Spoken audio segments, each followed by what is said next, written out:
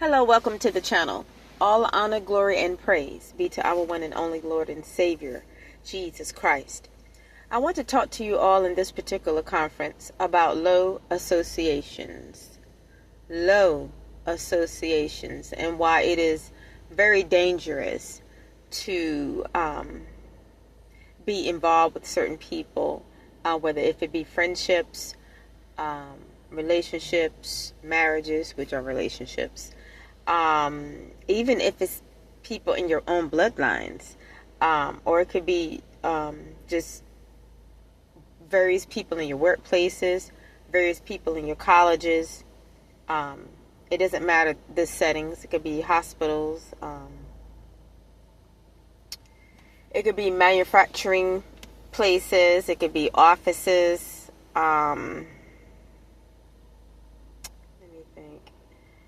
Structures such as the music industry, the movie industry, just anything, you guys. Hotels, hotel service, any environment that you are in that where you have to interact with people that are not on your grade or on your level. And I'm not talking about everybody now. I'm talking about the low associations, because I want to talk to you all about why it is dangerous to be involved with certain types of people, or even if you're not involved, even just hanging out, like in so-called social groups, bars, just being around the wrong people, period, is dangerous. And I wouldn't recommend anybody being around bad people if you don't have to be. Now, I know in certain environments, public settings and stuff, that's nothing you can control. So there are people you're going to be around you would probably prefer not to be around, but you have to due to the matters at hand. But if it is an environment that you can control, such as your house, or you can't control who gets on your vehicle, things like that you can control. You can also control where you go as it pertains to your social life, who you hang with, and things of that nature, because a lot of times people get agitated with other people about things that they know that had they made a different decision, they could have avoided. Meaning, if there are people that you know are bad and they're toxic and they take you out of your element, if you intentionally, due to curiosity or habit, go around them, that's like asking for trouble, because people aren't going to change just because you might have a desire to satisfy your curiosity. Well, I wonder what such and such and them are up to, and I wonder this and I wonder that. I wouldn't care, but some people do care. And the way that you get over your care and concern and that pull to be around toxic people, because I think there can be a pull to that. The way that you get over that is to focus solely on God Almighty and yourself. And then once that relationship is nurtured and becomes grounded, meaning, with God there is stability. There's emotional stability. There is physical stability. There's spiritual stability in God. But once you build that rock solid relationship with Him, you may in fact lose your desire more and more to go and be around toxic people if you enjoy hanging around toxic people. I don't think for a lot of people it's the toxicity that they might enjoy, but maybe they feel like the people are funny, or that they can trip out with them, or that that's the bait right there. There's a holy scripture that goes, if sinners entice thee, consent thou not. Because I think that there are people out there, there are people out there, groups of people out there, they might be a lot of fun to be around. They might like to cut up and joke and crack and break on one another, and things like that. But if you would notice, they're always talking negatively, most likely, about other people. So when you exit their company, who do you think becomes the subject matter? who becomes the subject matter? You, most likely.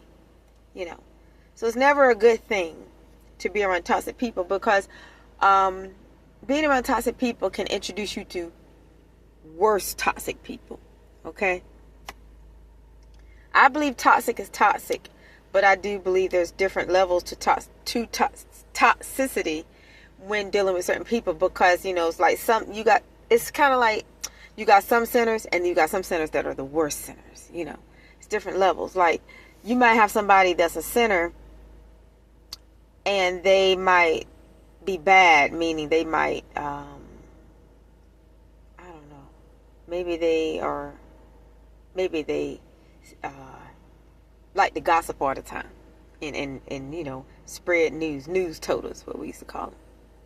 But then you might have somebody over here that's a sinner, but they are a worse sinner, because maybe that's somebody that's a serial killer or something. I mean, I'm just saying, you just never know.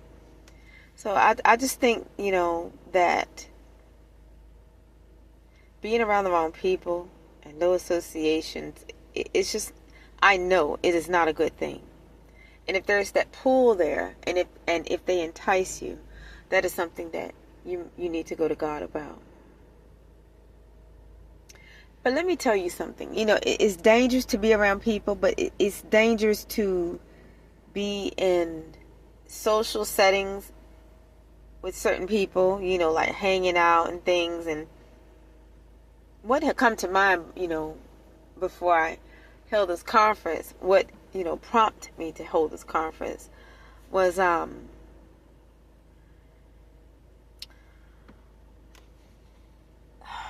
can I put it? An old enemy of mine. And I often sometimes I will use my enemies as I will refer back to my enemies in my conferences, because that's how I'm able to maybe send a word out. Well, that is how I'm able to send a word out and maybe help somebody else out there. Just based off of experiences I've had with various enemies that, of course, I don't care anything about their experiences or anything, but I feel like it is something that maybe somebody else can benefit from. And I know that the dating scene has changed, and men and women are it's almost like they are totally against one another. It's like hate has consumed this world. Attraction is gone, I believe. Jesus is definitely on his way back, because this world is not, it doesn't even feel normal. And the way men and women hate one another. But there was a time when men and women didn't hate one another. But you still had your toxic people out there that you had to look out for. And, a lot of people marry toxic people.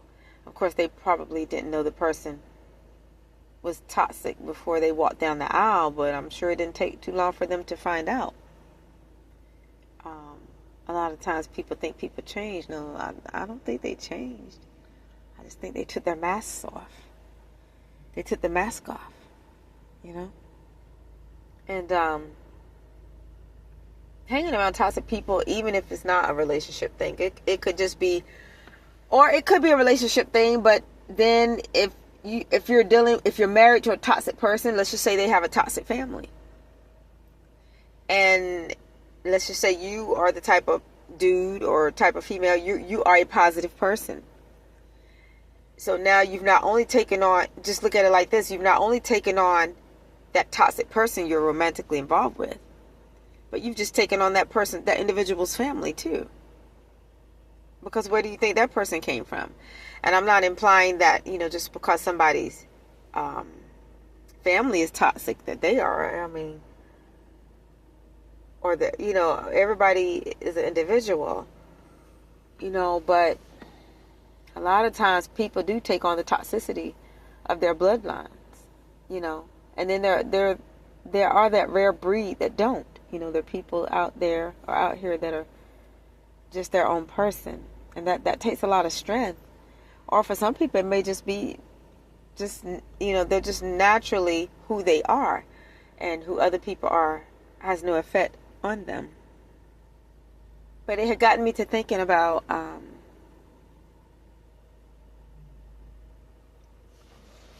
that toxic person that waged a war against me, and how intuitive I've really always been. And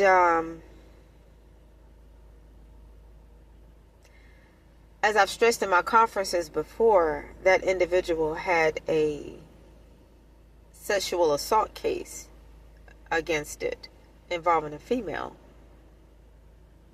And evidently, that person was found guilty. Now, I will share this because, you guys, a lot of things I have to put out because, of what, like I said, my enemies, the way they leave in here, I got to put this stuff out now. But certain things, not everything, but not right now. But I can recall a certain incident when I didn't really know this person at all. I was being introduced to his friend group. So I didn't know him and I didn't know them even. I should ask myself, well, why are you sitting up in there? But anyway, y'all, I'll talk about that later, I guess.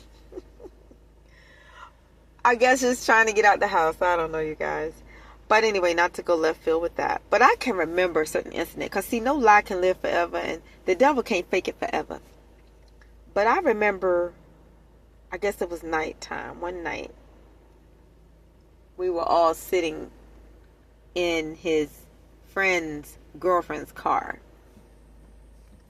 And his friend and his girlfriend was sitting in the front seat. And me and the dude that I don't know if I was out on a date. Most likely I was. And we were sitting in the back seat. And I remember that dude getting in the car. The one that I had gone on a date with. And just right out the blue, he told his friend, he said, "Wow, I'ma take something, man." Something like that. That's how he said it. And his friend and his friend's girlfriend that were sitting in the front seat, to me, it looked like they were cringed. Like they were on pins and needles, like, ugh. That type of feeling, like, ugh. Okay? Now, I don't really know any of them. I'm just getting acquainted with this dude, right? And I'm sitting in the back seat. And he just gets in the car and just says that right out of the blue. Now, of course, they knew what he was talking about. But I wasn't supposed to.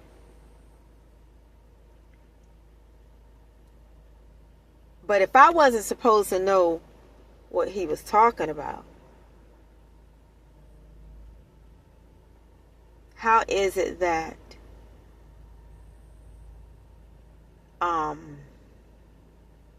I know now?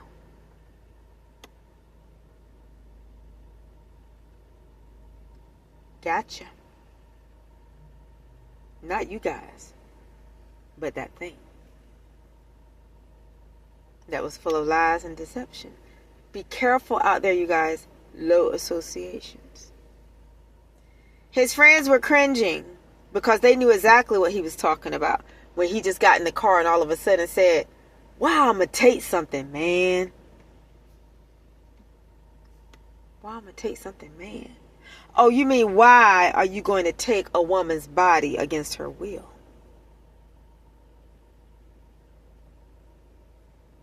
What's done in the dark will always come to light.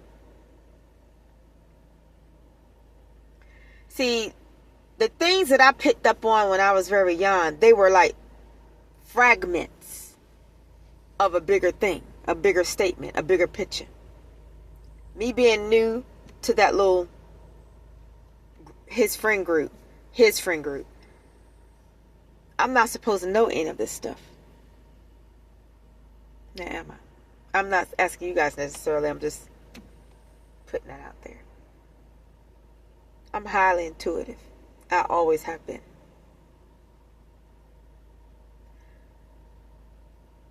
That person, before that person came up against me and waged this war against me, perhaps it should have really thought things through before it worked with Satan to come up against somebody like me. Because I have a very good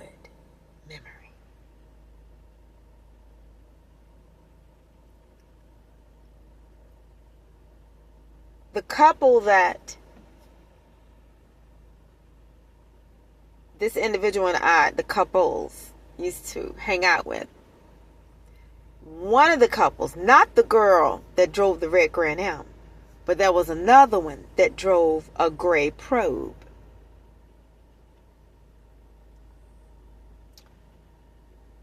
From what I understand, she was drunk one night. And the dude that I was out on a date with was sitting in a car. And she just by happen fell into the car where he was sitting and grabbed his manhood.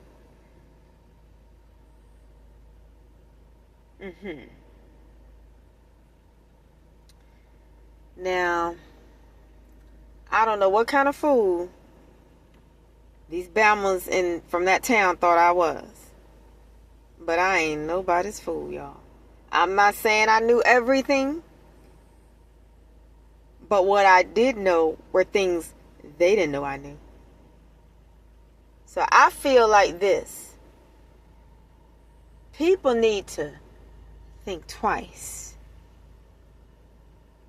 before they mess with people that they don't know. Before they mess around and find out. And the girl that drove the gray Probe, you know, she went on and got married and got a house with her husband. But it was my understanding that she only got that house because of drug money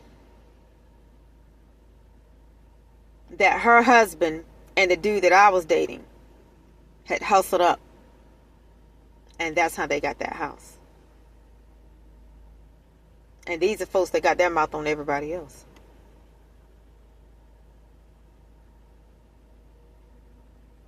So, yeah. Yeah. Well, you know, I mean, these people, the enemies of mine that came up against me, I got dirt on all these folks. Even stuff I haven't even mentioned in my videos. Because, see, I was the one that was not supposed to be there. So this is a message for somebody out there, I believe. Because for many of you, you were around people that you were never supposed to be around. But you were a target. Because if you all were like me, you were off somewhere minding your own sweet business. And that's exactly what I was doing. But see, you don't have to go looking for the devil. The devil is the one that walks to and fro seeking whom he may devour.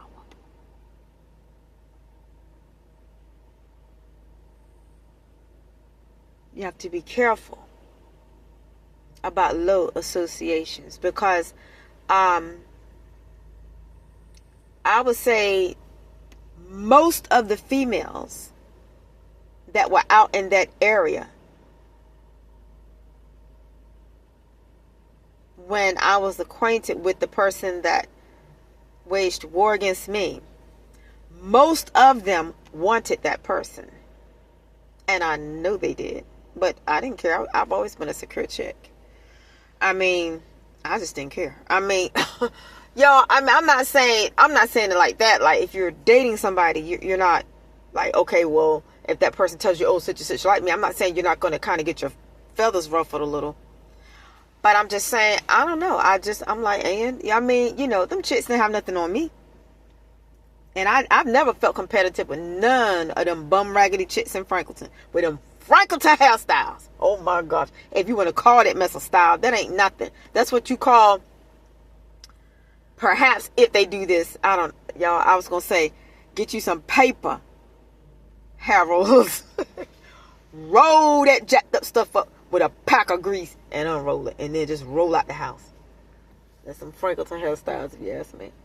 And people from back in the day, you know about them paper hair rollers probably, so don't try to act like y'all don't. I ain't talking to my enemies, I'm just talking about people back in the day. But anyway, yeah, you guys,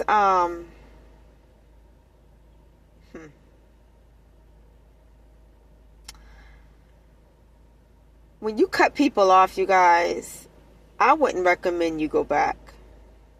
I'm just talking about in general. Because people will play all in your face, thinking you the fool.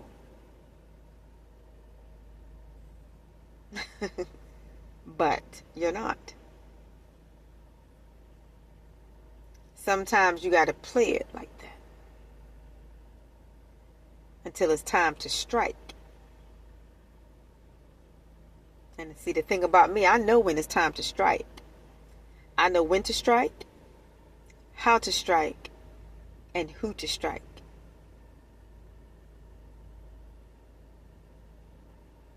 My enemies just didn't know this.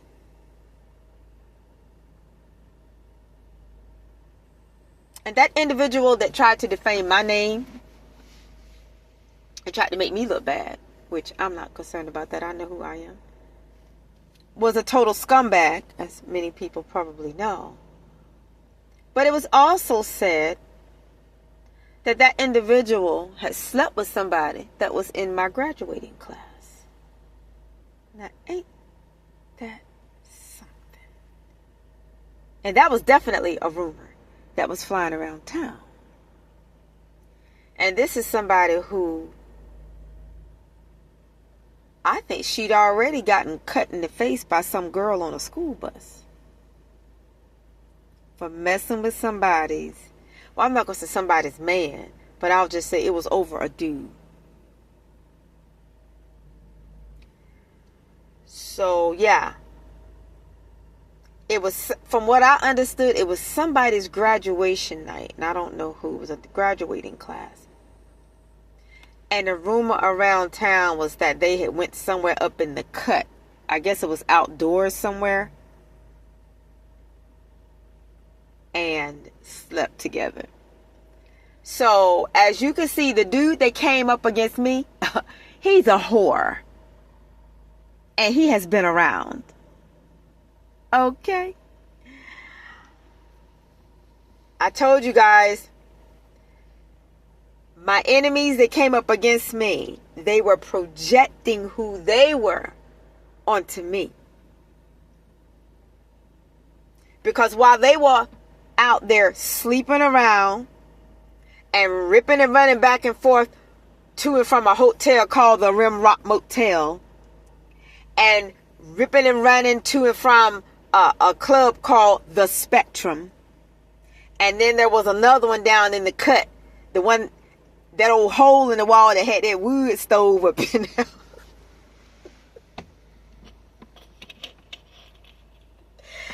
You might check in, but you might not check out.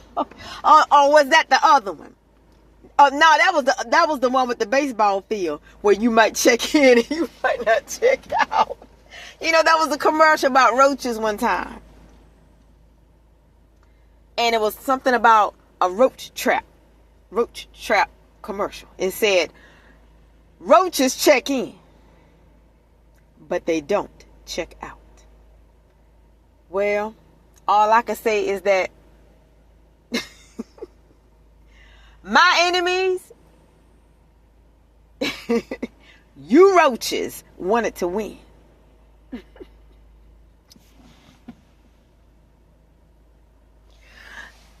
But now you know what I'm about. Y'all, I had to think of something. Oh my gosh. Cockroaches gonna scatter when the light comes. Hello. A city set on a hill cannot be hid. My God, my God. And perhaps this is a word for somebody out there tonight. That no weapon formed against thee shall prosper. One of the worst things my enemies could have done, whether known or unknown, is pick the fight with a chick like me. Oh my gosh.